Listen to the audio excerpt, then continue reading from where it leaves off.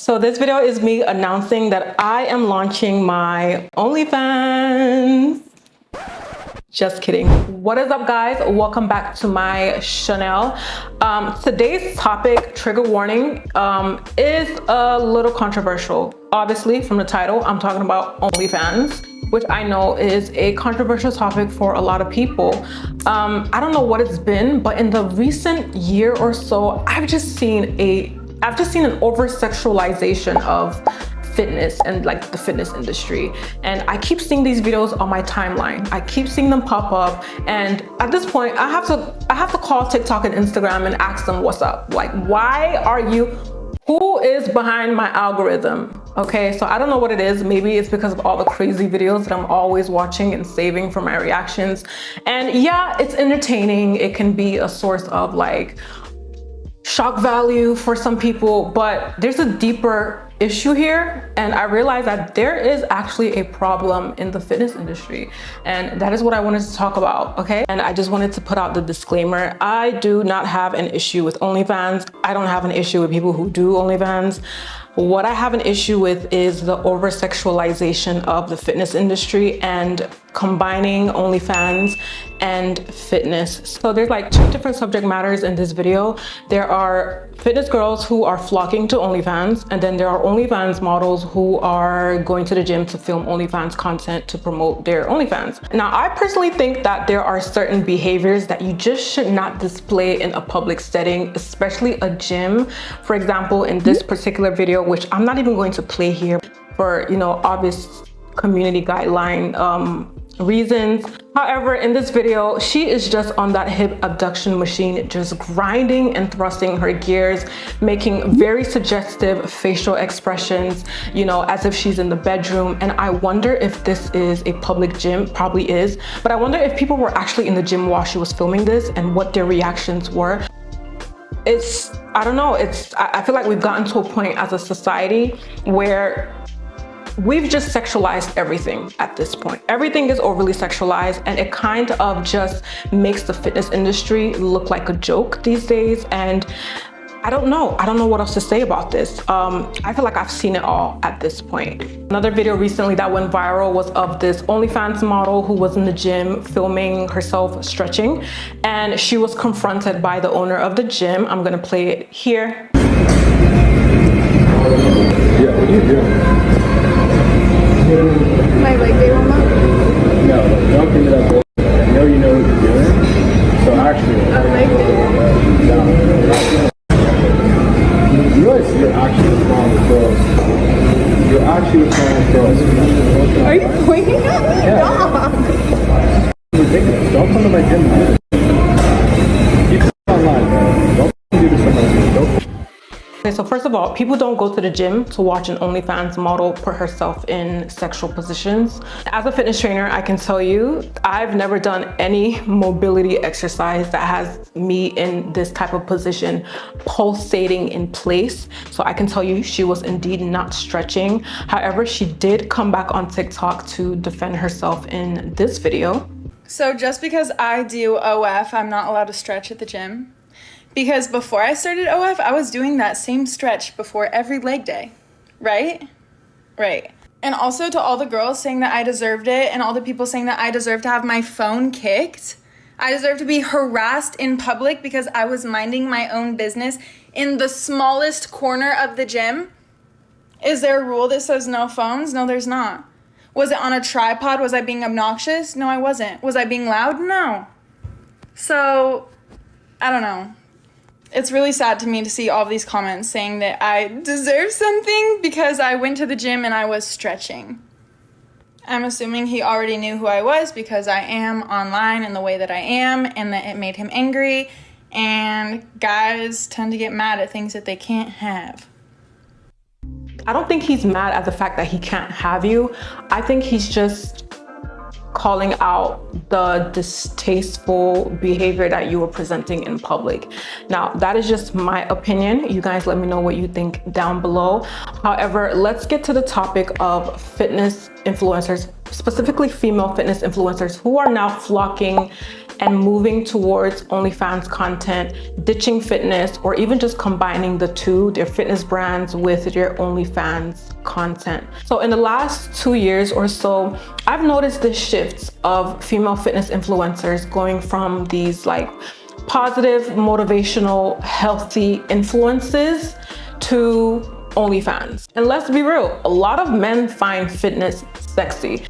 I cannot tell you the amount of times that I've gotten DMs from men who have zoomed into my squats, have zoomed into my RDLs, and make very suggestive comments, which I'm not gonna repeat here, but no wonder these women are monetizing this, because there's clearly an audience for it. And when I was starting my fitness journey in 2017, the same year that I also started my social media journey, there were a lot of female fitness influencers that I really looked up to, who were like my sources of motivation. These were my inspos. These were my goals. These are women who I one day, you know, aspired to be like. These were like figures in the fitness industry. And it's so wild to me that most of these women in the last year or two are now OnlyFans models.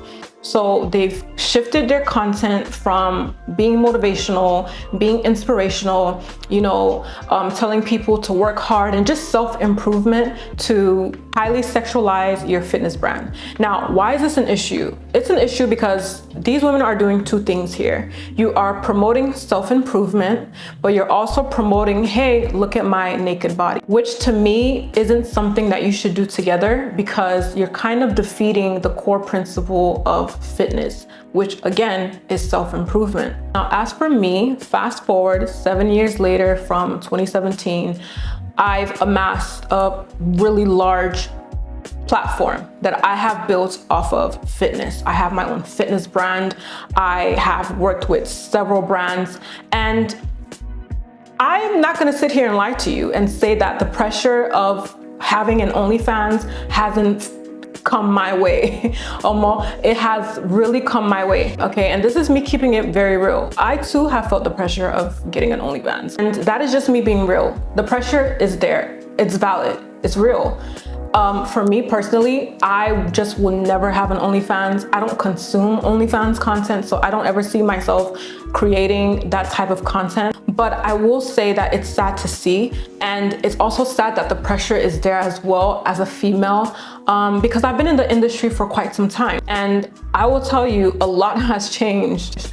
But I do think that it's important that your purpose be greater than any monetary value that you're going to gain in the short term. Because in the end, purpose could give you a sustainable career. It could help you build an empire if that's what you're wanting to do when coming into this industry, all whilst maintaining a level of respect. But when you go this other route of trying to get rich quick, it's sort of like a trade-off. Like you're selling something to get something for the short term, which could potentially be a greater risk for you in the future. And I haven't done it for many reasons. One being that to me, and this is me speaking for me personally, I'm not speaking for anybody else, but to me personally, it will be like a cop-out for me.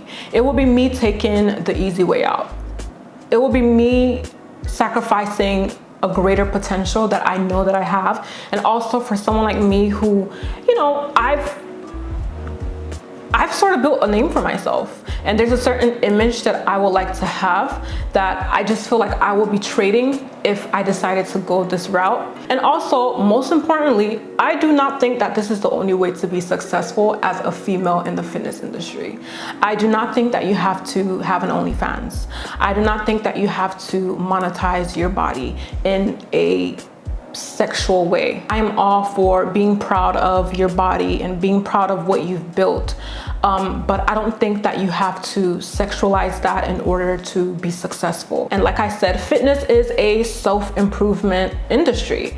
And to combine that with fitness and sell them both at the same time kind of just defeats the purpose of the message that you're trying to convey to your audience. And if you're trying to go down the path of OnlyFans, I personally don't think that you should be bringing that type of energy to the gym. And in my opinion, one of the reasons why a lot of female trainers are moving to OnlyFans or just doing OnlyFans as well is for obvious money-making reasons. Everyone knows that sex sells. And I think a lot of people start with the fitness industry hoping to make a lot of money in it. And then they realize that, if they can't make enough money through coaching or selling workout programs, because let's be very honest, there's only so much money you can make from selling workout programs.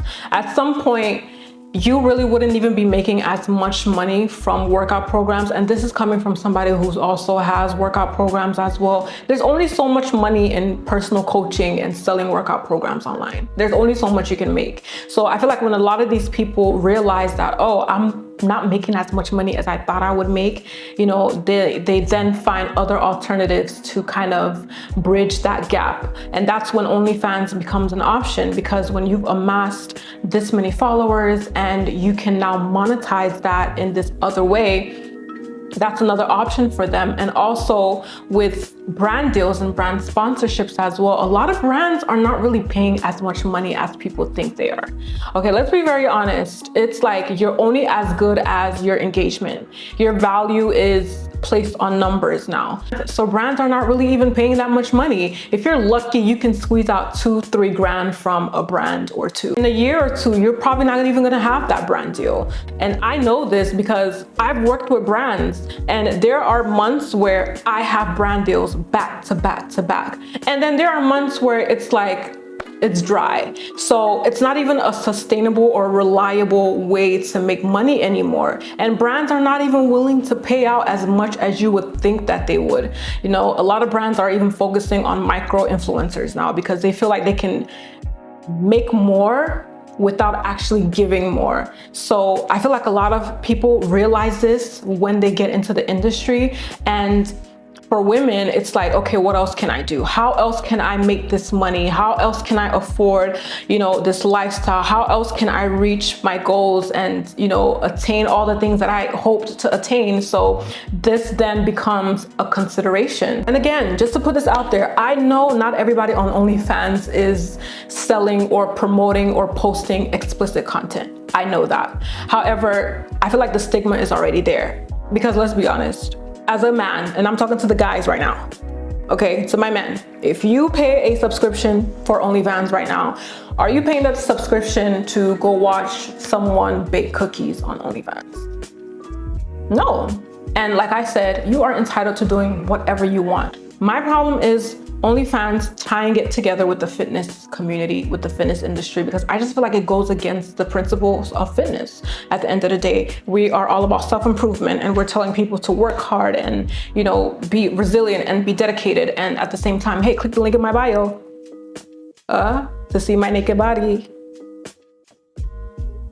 It's like, okay, defeats the purpose. So yes, like I said, I know not everyone posts explicit content on OnlyFans, but I feel like if you're trying to build a business, if you're trying to build a sustainable brand, which would kind of pop off in the future, if that is your goal coming into the fitness industry, to one day have this, then you don't have to do this. You don't have to do this other thing. It is certainly not the only way. And like I said, the whole purpose and principle of fitness is discipline, it's tenacity, it's sticking things out to the end, it's hard work, it's resilience, it's rigorous, it's being the best version of yourself.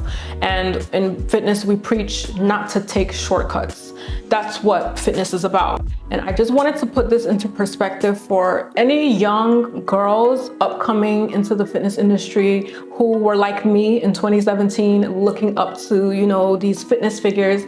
You know, I know that I've become that for a lot of people. And I just wanted to tell you that that is not the only way. You can absolutely make it in the industry without having to over-sexualize your brand. So my advice would be to keep your head down, work hard, be consistent, and stick it out to the end. And it will take some time, okay?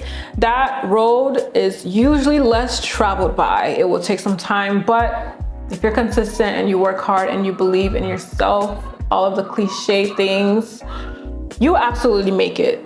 Okay, you would absolutely make it. And that is it. That is the video for today. Let me know what your thoughts are on this topic down below. Do you think that there has become an over-sexualization of the fitness industry?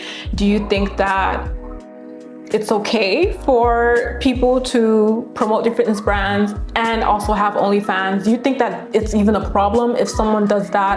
Or do you also have the same views? Let me know down below. I really want to have this conversation with you guys in my comments, and give me ideas and suggestions on topics that you would want me to talk about. And I will chat to you guys in my next video.